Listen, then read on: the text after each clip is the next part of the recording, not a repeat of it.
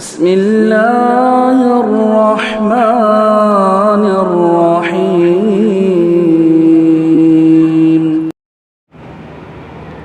إن الحمد لله نحمده ونستعينه ونستغفره ونعوذ بالله من شرور أنفسنا ومن سيئات أعمالنا. من يهده الله فلا مضل له ومن يضلل فلا هادي له. وأشهد أن لا إله إلا الله وحده لا شريك له وأشهد أن محمدًا عبده ورسوله. يا أيها الذين آمنوا اتقوا الله حق تقاته ولا تموتن إلا وأنتم مسلمون. يا أيها الناس اتقوا ربكم الذي خلقكم من نفس واحدة وخلق منها زوجها وبث منهما رجالا كثيرا ونساء واتقوا الله الذي تساءلون به والأرحام إن الله كان عليكم رقيبا. يا أيها الذين آمنوا اتقوا الله وقولوا قولا سديدا يصلح لكم أعمالكم ويغفر لكم ذنوبكم ومن يطع الله ورسوله فقد فاز فوزا عظيما. أما بعد فإن خير الحديث كتاب الله وخير الهدي هدي محمد صلى الله عليه وآله وسلم وشر الأمور محدثاتها وكل محدثة بدعة وكل بدعة ضلالة وكل ضلالة في النار. أعوذ بالله السميع العليم من الشيطان الرجيم من همزه ونفخه ونفثه. بسم الله الرحمن الرحيم.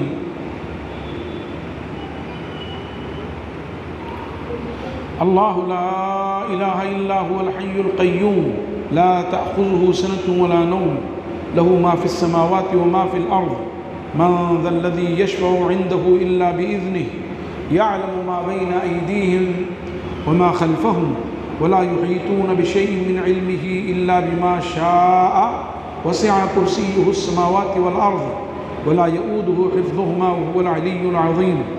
لا إكراه في الدين قد تبين الرشد من الغي فمن يكفر بالطاغوت ويؤمن بالله فقد استمسك بالعروة الوثقى لا انفصام لها والله سميع عليم. الله ولي الذين آمنوا يخرجهم من الظلمات إلى النور والذين كفروا أولياؤهم الطاغوت يخرجونهم من النور إلى الظلمات أولئك أصحاب النار هم فيها خالدون. محترم حضرات، اللہ کے فضل و کرم اور اس کی توفیق سے آج کی صلاۃ تراویح میں ہم نے قرآن پاک کے تیسرے پارے کی آیات سماعت کی. اللہ تعالی ہماری سماعتوں کو قبول فرمائے اور ہمیں کتاب مقدس سے بھرپور حصہ عطا فرمائے.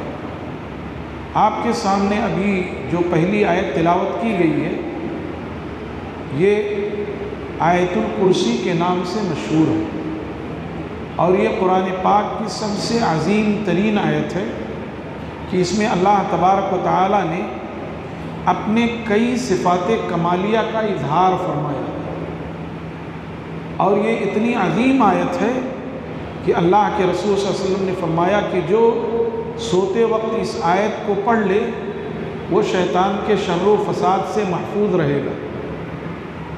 اور 5 وقتہ صلوات میں یہ آیت پڑھی جاتی ہے، تقریباً 8 مرتبہ ہر روز پڑھی جاتی ہے. صبح و شام کے اذکار میں، 5 وقت کی صلوات میں یعنی صلاۃ سے فارغ ہونے کے بعد اور پھر سوتے وقت. اور یہ اتنی عظیم آیت ہے کہ اس کے پڑھنے کے بعد انسان ہر طرح کے شرور و فتن سے محفوظ ہو جاتا ہے. سیدنا ابو ہریرہ رضی اللہ تعالیٰ عنہ کو رسول اللہ صلی اللہ علیہ وسلم نے صدقۃ الفطر کے زکوٰۃ پر مقرر فرمایا کہ وہ صدقۃ الفطر کے کھجور کی نگرانی کریں. چنانچہ وہ نگرانی کر رہے تھے رات میں کہ ایک شخص آیا اور جلدی جلدی اپنے چادر میں کھجوریں بھرنے لگا. ابو ہریرہ رضی اللہ تعالیٰ عنہ نے اسے پکڑ لیا اور کہا کہ میں تمہیں رسول اللہ صلی اللہ علیہ وسلم کی خدمت میں لے چلوں گا. اس نے عاجزی اور تضرع کی، رونا دھونا شروع کیا کہ میں بہت غریب ہوں، کمزور ہوں، بڑی ضروریت ہے، فقر و فاقہ کا ماحول ہے، چھوڑ دیجیے، آئندہ اب نہیں آؤں گا. ابو ہریرہ رضی اللہ تعالیٰ عنہ نے چھوڑ دیا. رسول اللہ صلی اللہ علیہ وسلم نے صبح پوچھا، ابو ہریرہ تمہارے قیدی کا کیا حال رہا؟ ظاہر ہے آپ کو وحی کے ذریعے اطلاع مل چکی تھی۔ ابو ہریرہ رضی اللہ تعالیٰ عنہ نے سارا ماجرا کہہ سنایا اور کہا کہ اس نے وعدہ کیا ہے کہ وہ آئندہ نہیں آئے گا، کہا وہ جھوٹا ہے، پھر آئے گا۔ چنانچہ دوسری اور تیسری رات میں بھی وہ ایسے ہی آتا رہا۔ دوسری رات کے بھی کے بعد رسول اللہ علیہ وسلم نے کہا وہ جھوٹا ہے، آئے گا۔ جب تیسری رات آیا تو انہوں نے اسے مضبوطی سے پکڑ لیا اور کہا کہ اب تمہاری کوئی قیل و قال نہیں چلے گی، تمہاری کوئی بات اب سنی نہیں جائے گی، تم کو بہر صورت رسول اکرم صلی اللہ علیہ وسلم کی خدمت میں جانا ہے۔ تو اس وقت اس نے اپنی اصلیت بتائی کہ میں تو شیطان ہوں، لیکن اگر تم اپنی کسی چیز پر آیت الکرسی پڑھ کر کے دم کر دو تو اللہ تعالیٰ کے حفظ و امان میں وہ چیز ہوتی ہے۔ چنانچہ تیسری رات کے بعد جب ابو ہریرہ رضی اللہ تعالیٰ عنہ رسول اللہ صلی اللہ علیہ وسلم کی خدمت میں گئے اور آپ نے جب دریافت کیا، پورا معاملہ کہہ سنایا، تو آپ نے کہا کہ اس نے تو سچ کہا ہے، گرچہ وہ جھوٹا ہے لیکن اس نے جو یہ نسخہ بتایا ہے صحیح بتایا کہ آیت الکرسی جو ہے وہ اللہ کی حفظ و امان میں پہنچا دیتی ہے، اور وہ اس لیے کہ اللہ تبارک و تعالیٰ نے اس مبارک آیت میں اپنے کئی صفات کمالیہ اور کئی صفات جلالیہ کا تذکرہ فرمایا ہے۔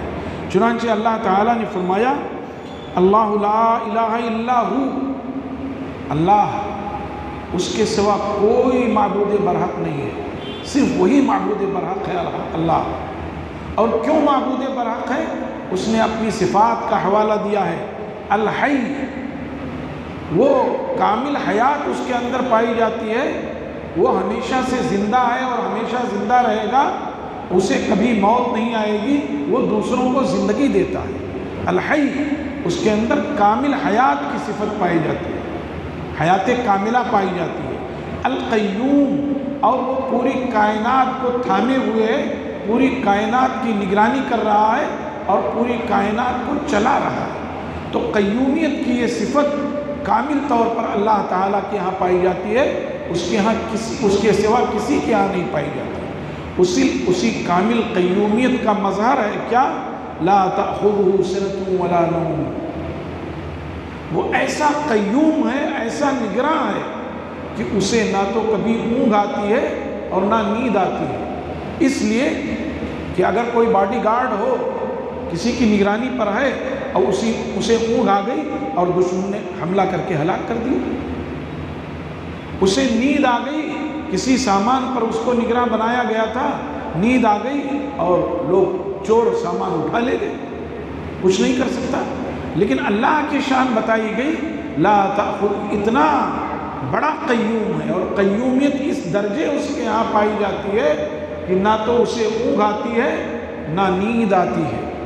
تو یہ دوسری صفت ہے اللہ کے ہاں کہ قیومیت کامل درجے اس کے ہاں پائی جاتی ہے، جس کا مظہر یہ ہے کہ نہ تو اسے اونگ آتی ہے اور نہ نیند آتی ہے۔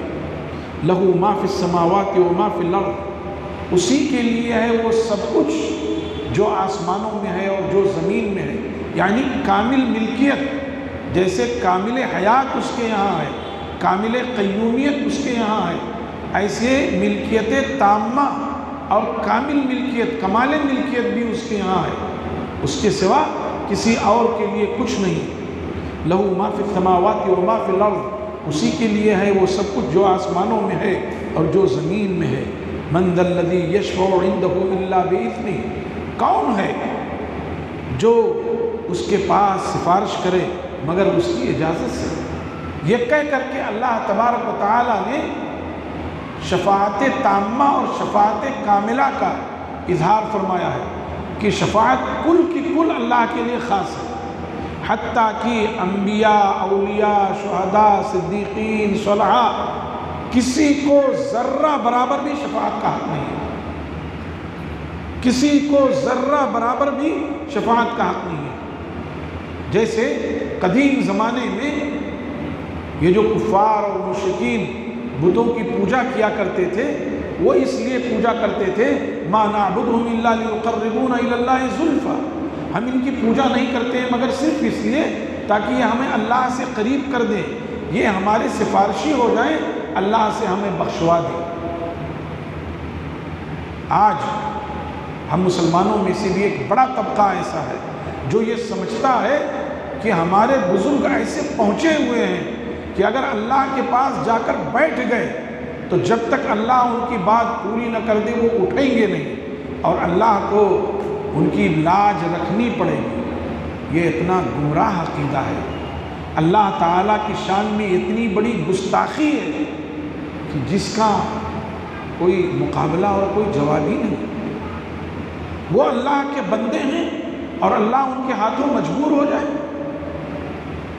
سیدنا و مولانا جناب محمد الرسول اللہ صلی اللہ علیہ وآلہ وسلم جب سفارش کریں گے، اس بات کے لیے سفارش کریں گے کہ انسانیت کا حساب و کتاب ہو جائے، انسانی وفد تمام انبیاء سے گھومتا ہوا اور نامراد لوٹتا ہوا جناب محمد الرسول اللہ صلی اللہ علیہ وسلم کی خدمت میں آئے گا اور اپنی گزارش، اپنی درخواست پیش کرے گا کہ لوگ پریشان حال ہیں، اللہ تعالیٰ سے آپ سفارش کر دیجئے کہ اللہ لوگوں کا حساب و کتاب لے لے۔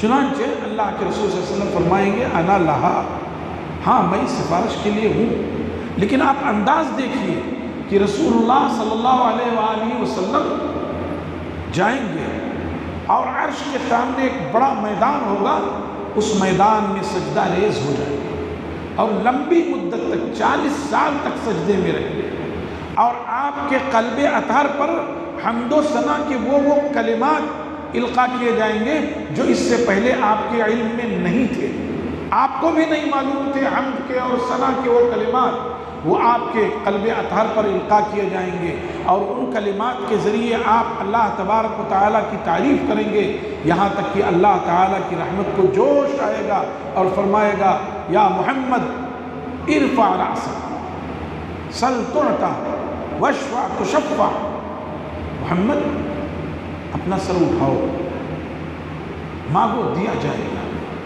سفارش کرو تمہاری سفارش قبول کی جائے گی۔ تو وہ جو سید الاولین والآخرین ہیں اور وہ سید ولد بنی آدم یوم القیامہ، قیامت کے دن تمام بنی آدم کے سردار ہیں اور جن کی ذات مبارک پر رسالت کے سلسلے کو ختم کیا گیا ہے، ان کا یہ عالم ہوگا کہ سفارش سے پہلے سجدے میں ایک طویل مدت تک سجدے میں گرے رہیں گے۔ تو عام لوگوں کا کیا ہے؟ یہ صحیح ہے کہ انبیاء، فرشتے، انبیاء، رسول، صدیقین، شہداء، صلحاء سفارش کریں گے، یہ صحیح ہے، لیکن اللہ کی اجازت کے بعد، اور ان کے لیے سفارش کریں گے جن کے لیے اللہ چاہے گا کہ ہاں ان کے لیے سفارش کر سکتے ہو، ان کے لیے، ورنہ نہیں کر سکتے۔ ابراہیم خلیل علیہ الصلوۃ والتسلیم اپنے باپ کے لیے سفارش کرنا چاہیں گے اور کہیں گے اللہ آپ نے وعدہ کیا تھا کہ قیامت کی رسوائی سے بچا لے گا، اب میرے باپ کو جہنم میں ڈالا جائے، کتنی بڑی رسوائی کی بات ہے۔ اللہ فرمائے گا ذرا پیچھے مڑ کر دیکھو، تو جب وہ پیچھے مڑ کر دیکھیں گے تو ایک لت پت بجو کی شکل میں ابراہیم علیہ السلام کا باپ ہوگا، اور اسے وہ پہچان بھی نہیں سکتے، اسے اس کے پیروں سے گھسیٹ کر جہنم میں پھینک دیا جائے گا۔ تو کامل شفاعت اللہ کے لیے، فرمایا من ذا الذی یشفع عنده الا باذنہ، وہ کون ہے جو اس کے پاس سفارش کر دے مگر اس کی اجازت سے؟ جب الا لمن یشاء ویرضی، اللہ جس کے لیے چاہے اور جس سے راضی ہو وہ سفارش کر سکتا ہے۔ کامل شفاعت اس کے لیے، یعلم ما بین ایدیہم وما خلفہم، اللہ خوب اچھی طرح جانتا ہے جو کچھ ان کے آگے ہے اور جو کچھ ان کے پیچھے ہے، یعنی کمال علم اللہ کے لیے خاص ہے۔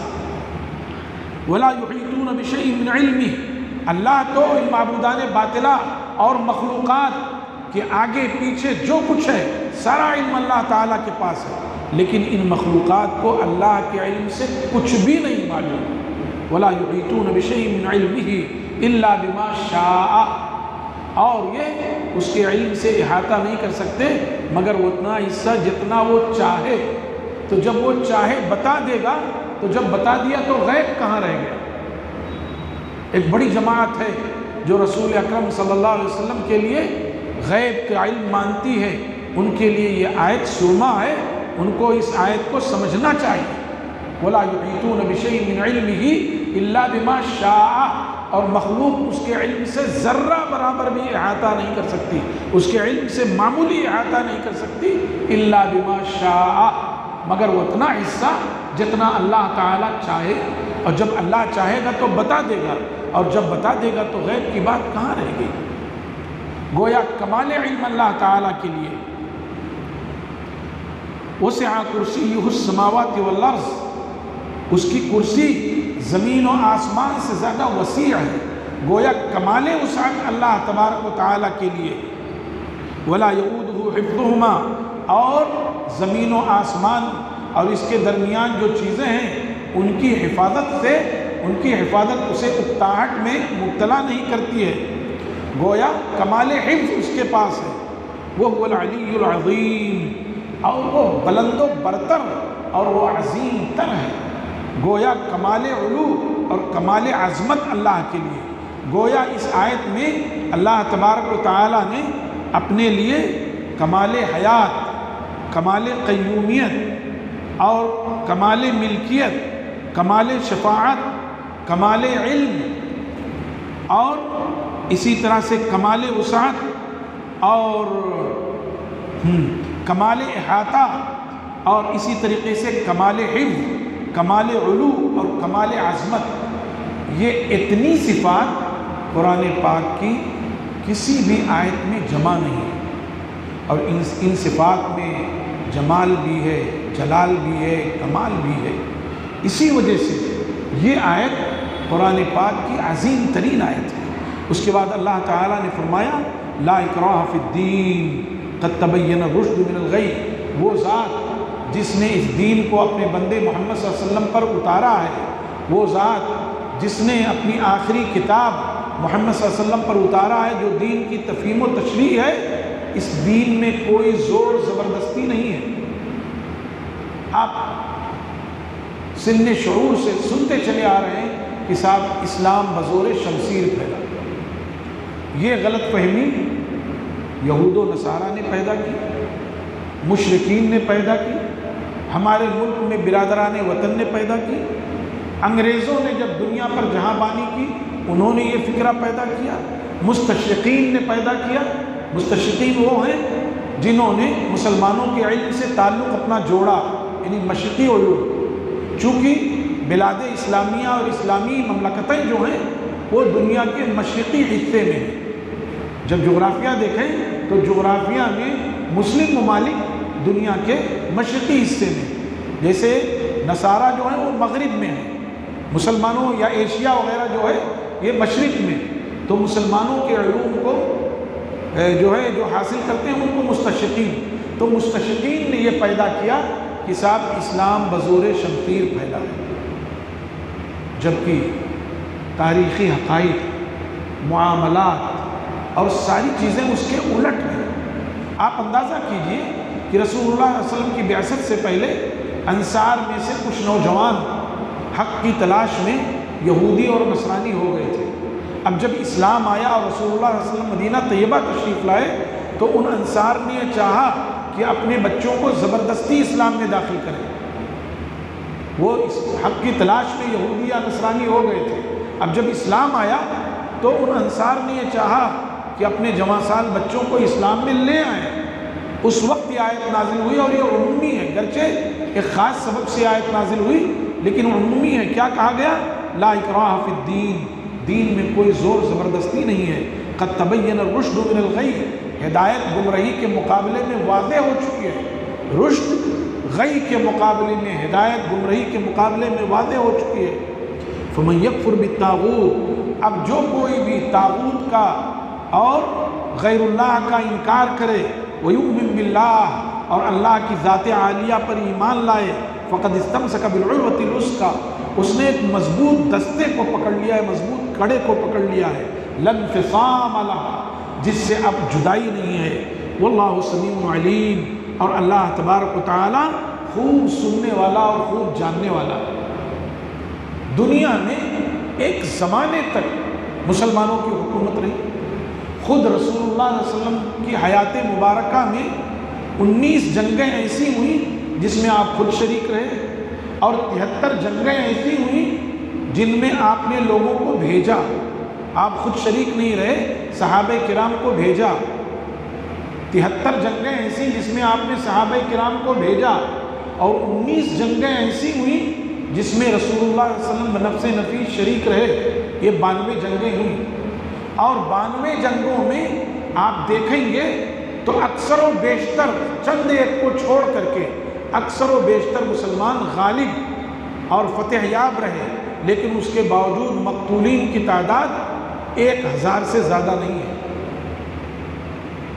یہ اس بات کی دلیل ہے کہ مسلمانوں نے زبردستی کسی پر اپنا دین نہیں تھوپا، اور پھر مسلمانوں میں آدھی سے زیادہ دنیا پر حکومت کی، اور بہت سے جگہوں پہ خود ہمارے ملک میں مسلمان حکمراں تھے، اقلیت میں تھے، لیکن کبھی انہوں نے یہاں کے باسیوں پر زبردستی دین نہیں تھوپا۔ ہاں، یہاں کے اس طبقے نے جو دبے کچلے تھے، جن کو برہمنوں نے ان کے حقوق نہیں دیے تھے، جن کو برہمنوں نے اپنی مندروں میں پوجا کی اجازت نہیں دی تھی، جن کو برہمنوں نے اپنی کتاب چھونے کی، اس کے پڑھنے کی، اس کے سننے کی اجازت نہیں دی تھی۔ منو اسمرتی میں یہ چیز ہے کہ اگر کوئی دلت گیتا یا رامائن پڑھتا ہوا پایا جائے تو اس کے منہ میں خنجر گرم کر کے ڈال دیا جائے، اور اگر سنتا ہوا پایا جائے تو اس کے کان میں سیسا پگھلا کر کے ڈال دیا جائے۔ تو یہ جو ہزارہ سال سے دبے کچلے تھے، جب انہوں نے اسلام کا مساوات دیکھا، اسلام کا انصاف دیکھا، اسلام کی بھائی چارگی دیکھی، تو اسلام لے آئے۔ یہ ہم اور آپ کہاں کے ہیں؟ باہر کے ہیں کیا؟ ہمارے آبا و اجداد یہی ناندیڑ کے تھے، اسی علاقے کے تھے، انہوں نے دیکھا، اسلام کی خوبیاں دیکھی، اسلام لے آئے۔ ہم تو اسی ملک کے رہنے والے ہیں، تو ان کی یہ جو غلط انداز میں تشریح کرتے ہیں کہ صاحب بزور شمشیر پھیلا، اور اب تو ایک نعرہ چل رہا ہے گھر واپسی کا۔ گھر واپسی تو یہ ہے کہ جس نے پیدا کیا اس کے راستے پر چل پڑو۔ جی پاگل ہیں یہ لوگ جو کہتے ہیں گھر واپسی، یعنی آبا و اجداد کے ریت رواج پر چلو۔ تمہارے آبا و اجداد جو تمہارے پرکھے جس راستے پر تھے اس راستے پر چل پڑو، یہ گھر واپسی ہے؟ گھر واپسی تو یہ ہے یا ایھا الناس اعبدوا ربکم الذی خلقکم والذین من قبلکم لعلکم تتقون۔ لوگوں اس ڈگر پہ، اس راستے پر چل پڑو، اس کی عبادت کرو جس نے تم کو اور تمہارے آبا و اجداد کو پیدا کیا۔ اصل گھر واپسی تو یہ ہے۔ تو یہ ہمیشہ باطل کے پاس تو کوئی دلیل ہوتی نہیں ہے، باطل کے پاس ہمیشہ افواہ ہوتی ہے، پروپگنڈے ہوتے ہیں، الزام تراشیاں ہوتی ہیں۔ دلیل تو صرف حق کے پاس ہوتی ہے، بس شروع سے لے کر آج تک اور قیامت تک دلیل ہمیشہ حق کے ساتھ رہے گی۔ باطل کے پاس کبھی دلیل رہ ہی نہیں سکتی، اسی لیے باطل جھوٹے پروپگنڈے، افواہ، الزام تراشی اور کردار کشی یہی سب کرتے رہیں گے، اس کے علاوہ ان کے پاس اور کچھ نہیں۔ تو وہی کہا گیا دین میں کوئی زور زبردستی نہیں ہے، ہدایت گمراہی کے مقابلے میں واضح ہو چکا ہے۔ تو اب جو طاغوت کا انکار کرے اور اللہ کی ذات مبارکہ پر ایمان لے آئے، اس نے ایک مضبوط دستے کو تھام لیا ہے، لن انفصام لہا، جس سے کوئی جدائی نہیں ہے، اور اللہ خوب سننے والا اور جاننے والا ہے۔ اللہ ولی الذین آمنوا یخرجہم من الظلمات الی النور، اللہ ولی ہے، کارساز ہے ان لوگوں کا جو ایمان لائے ہیں۔ اس کی شان یہ ہے کہ وہ اب لوگوں کو تاریکی سے روشنی کی طرف نکالتا ہے، یخرجہم من الظلمات الی النور، وہ انہیں تاریکی سے روشنی کی طرف نکالتا ہے۔ والذین کفروا اولیاءہم الطاغوت، اور وہ لوگ جنہوں نے کفر کیا ہے ان کے ولی طاغوت ہیں، شیطان ہے، اور اس کا کام کیا ہے؟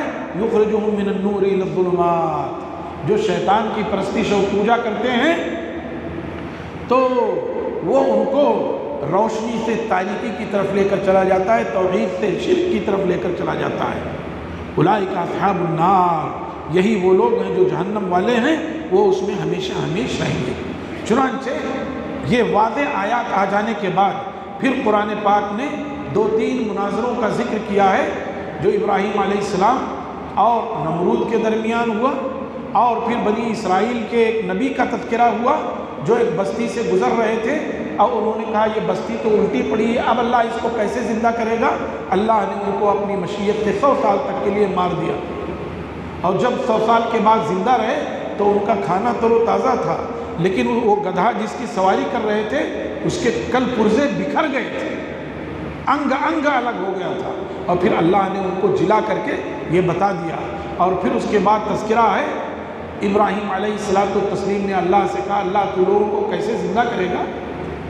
تو اللہ نے کہا ابراہیم یقین نہیں؟ کہا اللہ بالکل یقین ہے، لیکن میں چاہتا ہوں میرے ایمان میں کمال پیدا ہو جائے۔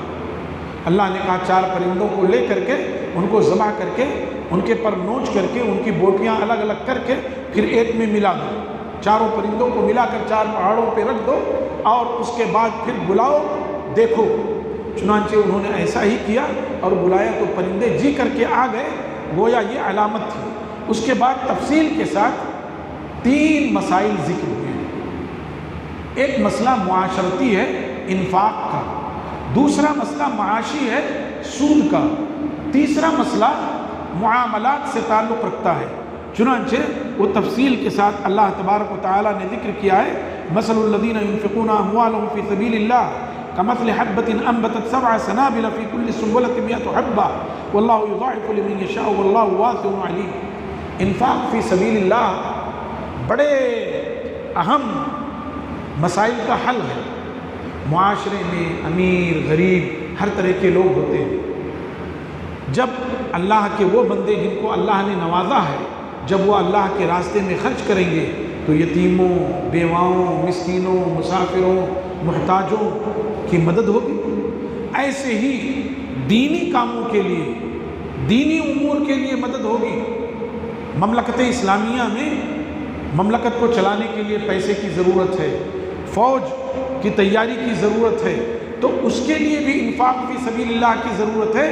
چنانچہ اللہ تبارک و تعالیٰ نے فرمایا ان لوگوں کی مثال جو اپنا مال اللہ کے راستے میں خرچ کرتے ہیں، ان کی مثال اس شخص کی سی ہے جس نے زمین میں ایک دانہ بویا اور اس دانے سے 7 بالیں اگئیں اور ہر بال میں 100 دانے۔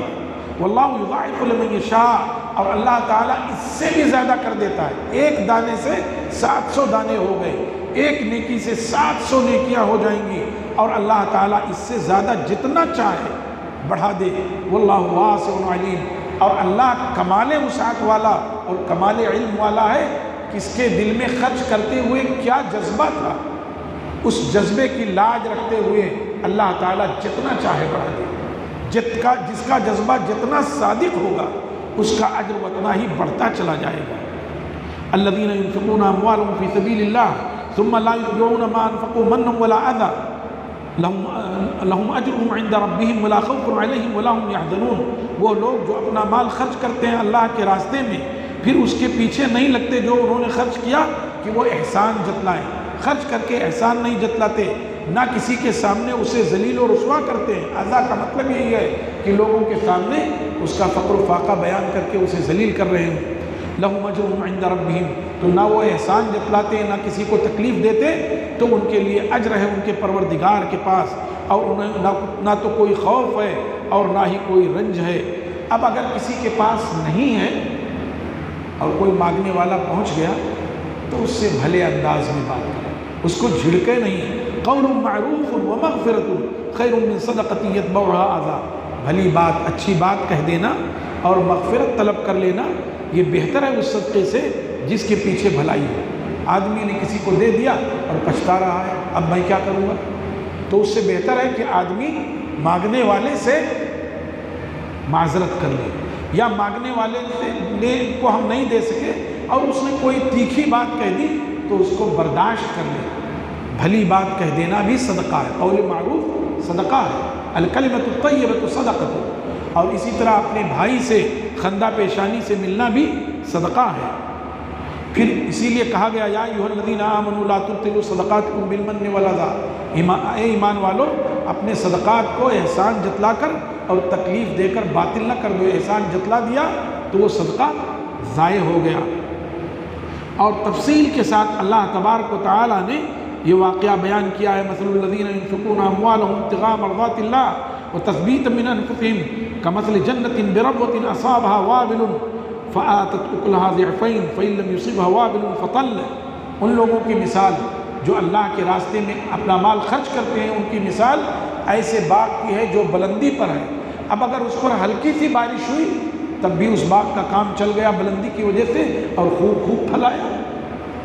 تو ایسے ہی ان لوگوں کی مثال ہے. اور اللہ تبارک و تعالیٰ نے تفصیل سے ذکر کیا ہے انفاق فی سبیل اللہ کا پورا رکوع وقف کر دیا ہے اللہ تبارک و تعالیٰ نے. گویا ہم اہل ایمان کو اللہ تبارک و تعالیٰ نے دعوت دی ہے کہ ہم زیادہ سے زیادہ اللہ کے راستے میں خرچ کریں.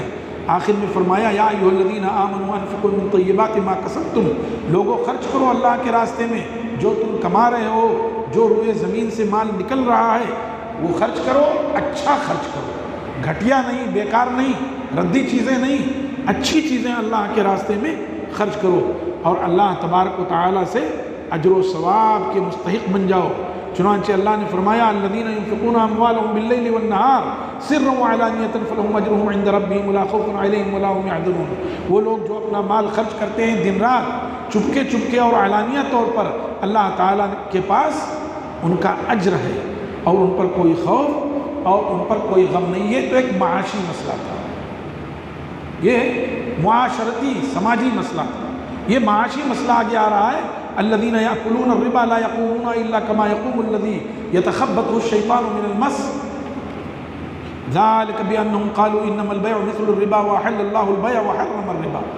یہ معاشی مسئلہ کہ لوگ کمائی کرنے کے لیے، زیادہ سے زیادہ مالدار بننے کے لیے سودی کاروبار کرنے لگتے ہیں. کروڑ بینک سے یا پرائیویٹ فائنینس کمپنیوں سے لے لیتے ہیں تاکہ راتوں رات ارب پتی کھرب پتی ہو جائے.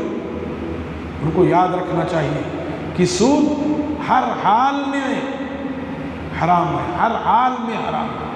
لوگ شوشہ پیدا کرتے ہیں کہ دار الحرب میں حلال ہے، ایسا نہیں ہے. اضطرار کی بات الگ ہے کہ آدمی مر رہا ہے، اس کی زندگی جا رہی ہے اور کوئی انتظام نہیں ہو پا رہا ہے سوائے اس کے کہ اس کو کہیں سے کچھ مل جائے جس سے اس کی زندگی بچ جائے، وہ معاملہ الگ ہے.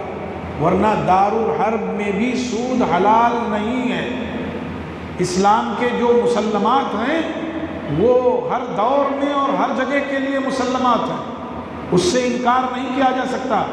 لوگ طرح کی غلط فہمیاں پیدا کرتے ہیں کہ صاحب اپنے خرچ کے لیے سود نہیں لے سکتے، لیکن اگر کاروبار کر رہے ہیں تو اس کاروبار میں اس پیسے سے ہم کماتے ہیں، کچھ بینک کو یا فائنانس کمپنی کو دیتے ہیں، کچھ خود فائدہ اٹھاتے ہیں، تو اس میں مذائقہ کیا ہے؟ مذائقہ یہ ہے کہ وہ جو مال آپ نے، وہ جو سود آپ نے لیا ہے اور جہاں جس کاروبار میں لگایا ہے اس کاروبار کی کوئی ضمانت نہیں دی جا سکتی، لیکن وہ جس نے آپ کو پیسہ دیا ہے اس کی ضمانت ہے، اس کی ضمانت ہے، وہ تو دینا ہی دینا ہے، اس میں کوئی شبہ نہیں. لیکن یہ جو کروڑوں آپ نے لے کر لگا دیا ہے اس کی کوئی ضمانت نہیں ہے. ابھی جو موت کا موسم بہار چلا، ہاں کرونا بیماری تھی اور مسلط بھی کر دی گئی. اس بیماری میں کتنے لوگ زمین پر چلے آئے، اور خاص طور سے وہ لوگ جنہوں نے سودی کاروبار کیا ہوا تھا ان کا کاروبار بند ہو گیا، مر گئے. ہزاروں لوگوں نے پھانسی کے پھندے کو چوم لیا. یہ کسان جو بینک سے لون لے لے کے اور کھیتی کرتا ہے اور جب فصل نہیں تیار ہوتی ہے اس کا پیسہ نہیں نکلتا ہے، کیوں ہزاروں کے کسانوں نے خودکشی کر لی؟ اسی وجہ سے کہ انہوں نے سودی پیسے لیے اور وہ نہیں نکلا، ان کے اوپر چڑھ گیا، وہ کیا کریں گے؟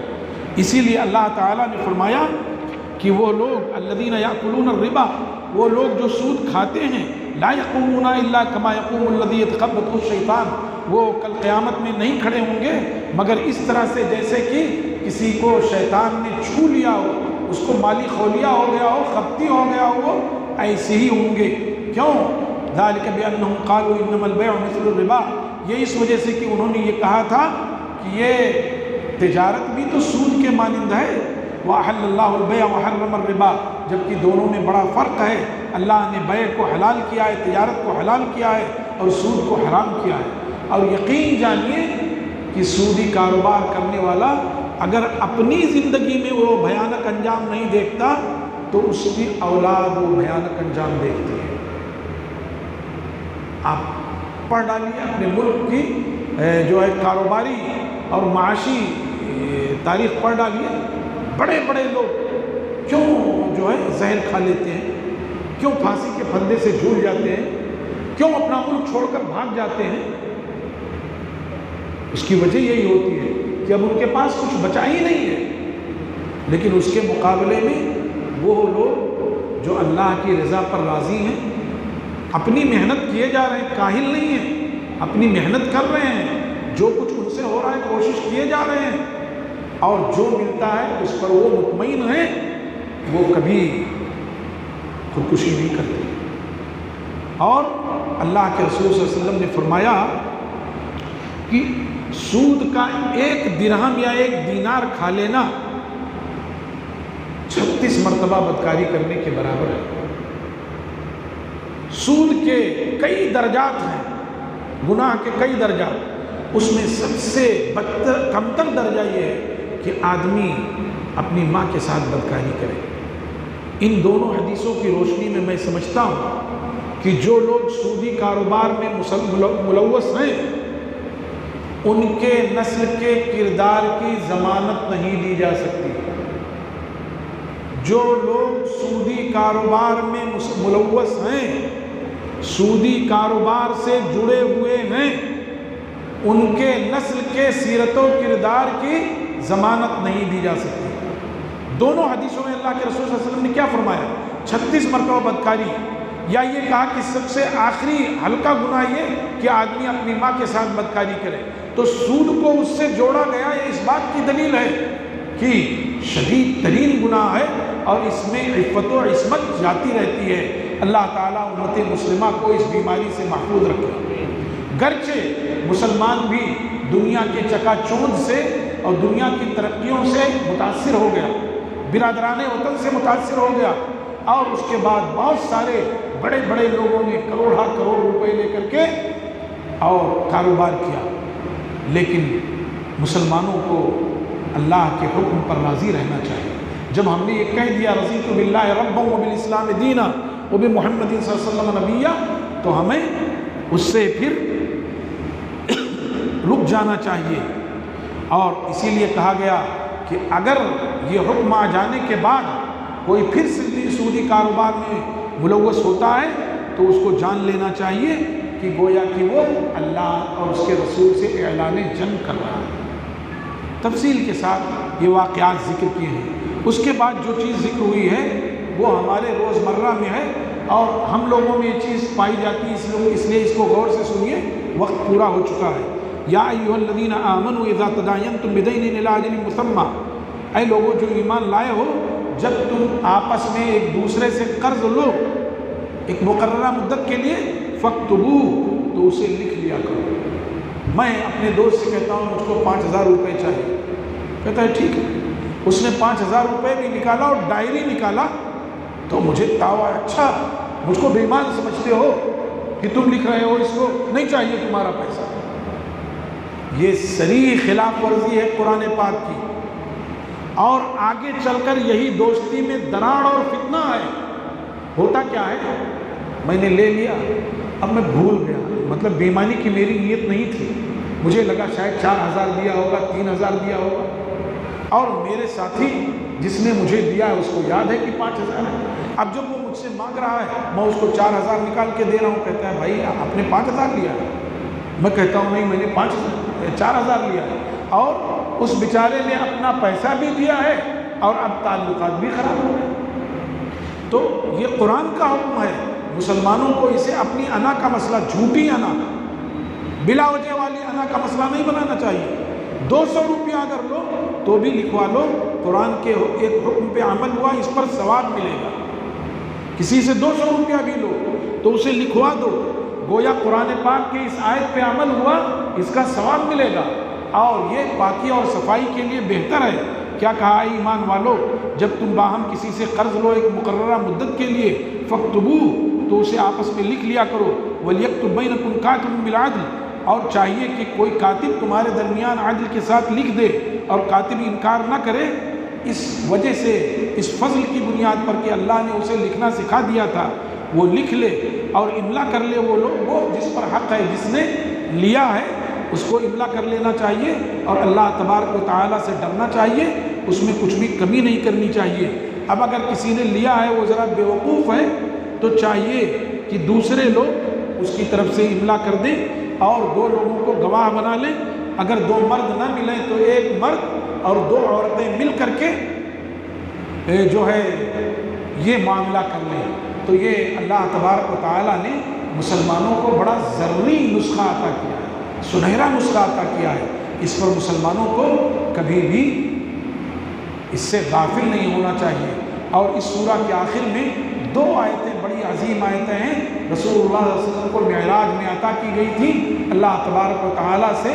اللہ تبارک و تعالیٰ نے اس میں اپنے بندوں کو دعا کے آداب اور دعا کے طریقے بتائے ہیں۔ اللہ تعالیٰ سے دعا ہے کہ اللہ تعالیٰ ہمیں کتاب مقدس سے اپنا تعلق مضبوط کرنے کی توفیق عطا فرما دے، اس کتاب کے ہدایات اور احکام پر عمل کرنے کی توفیق عطا فرما دے، اس کتاب کی شرح اور اس کی تفصیل احادیث نبویہ سے اپنا دامن وابستہ کرنے کی توفیق عطا فرما دے، جب تک زندہ رکھے کتاب و سنت کے سرچشمے سے وابستہ رکھے، اور جب ہمارا خاتمہ ہو تو کتاب و سنت پہ ہمارا خاتمہ ہو۔ سبحان ربک رب العزۃ عما یصفون وسلام علی المرسلین والحمد للہ رب العالمین، وصلی اللہ وسلم وبارک علی نبینا محمد وعلی آلہ وصحبہ اجمعین، والسلام علیکم ورحمۃ اللہ وبرکاتہ۔